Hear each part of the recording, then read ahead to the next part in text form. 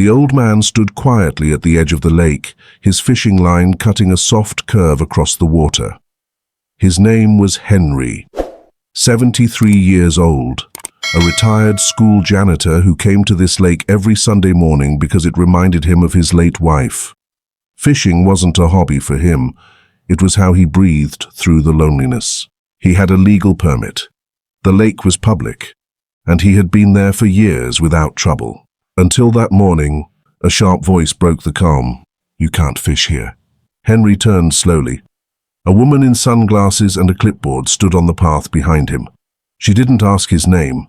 She didn't ask for his permit. She didn't even say good morning. "This is a private community lake," she said. "HOA rules. You don't belong here."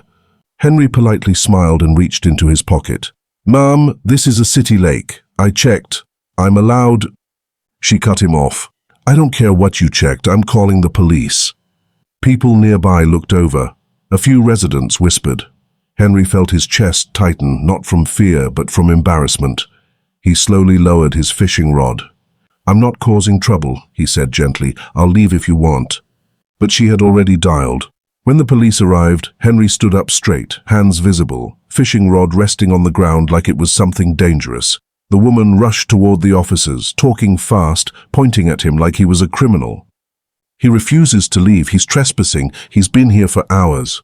One officer walked toward Henry and asked for his ID. Henry handed it over with shaky hands. The second officer looked at the lake sign behind them. "Public recreation area. Fishing allowed." He turned to the woman. "Ma'am, this is not an HOA lake." She frowned. "That's impossible. I'm on the board." The officer nodded calmly.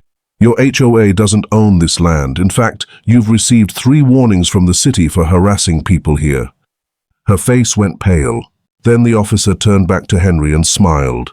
"Sir, everything checks out. You're free to fish as long as you like."